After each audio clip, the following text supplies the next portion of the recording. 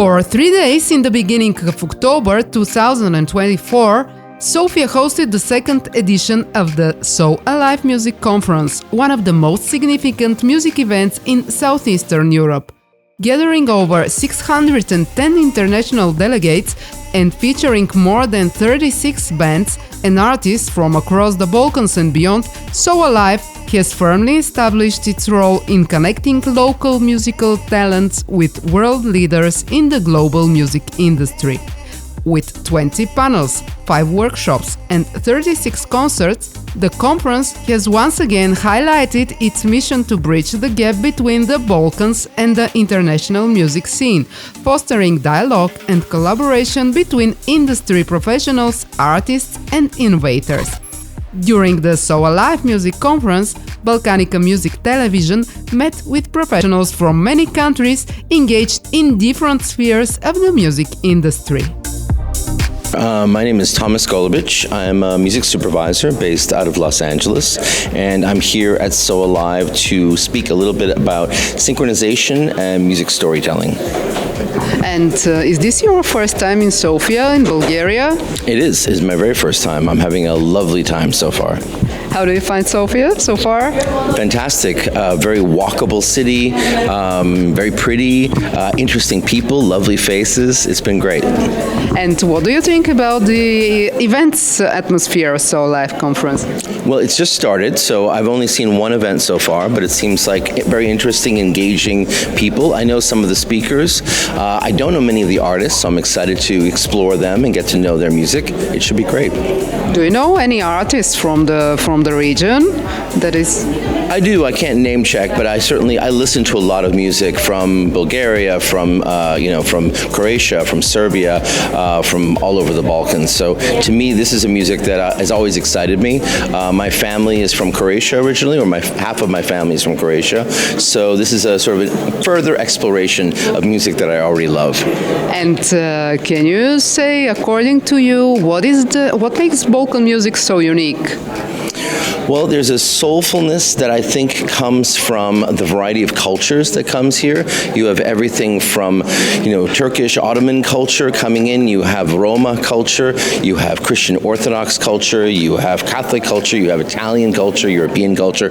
All of it merges and compresses in this incredible part of the world. So the music has hybrids. It has variations. I've heard versions of dance music with Balkan brass attached to it. That's been really exciting. There's constantly a sense of excitement and innovation, and I think because these cultures are also tightly compressed and sometimes surprising, it makes for really interesting genre surprises and really inspired artists. What do you think that the music industry here in the region should do for making the Balkan music more popular? Well, I think events like this is a great example. So I think bringing people who are already interested in the music from other parts of the world, whether it be the United States or from other countries in Europe, I think bringing people together, introducing them to music in live settings, having conversations about the industry, letting people meet one another, and hopefully find inspiring moments where that work can then continue. So if I'm working on a film or television project, I can look at the music that I've discovered here and hopefully find something I could potentially license and share with more people in the world.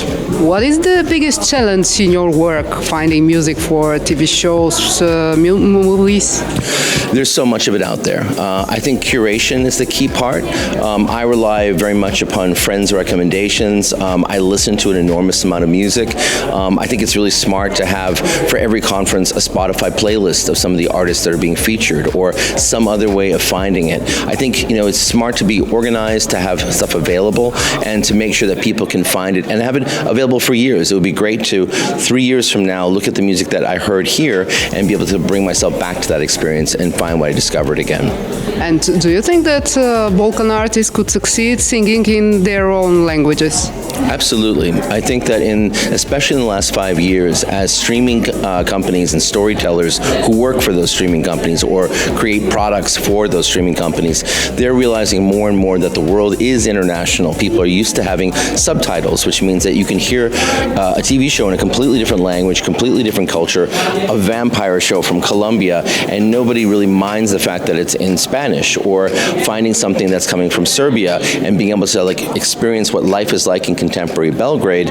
You don't feel the need to have it done in English. I think dubbing has become a thing of the past, and people are right now very accustomed, and I think excited to hear people speak in their own languages about their own culture in a direct and honest way. And which is the most important award? What do you think? There is no such thing. I think ultimately everything, awards are vanity. Awards are opportunities to present ideas that people didn't know. But the truth is that whatever is important to the artist and makes them feel excited and special, what validates their work and their hard effort, that's the most important prize. Would you consider coming back in Bulgaria for a future event? Absolutely. I'm just looking for an invite.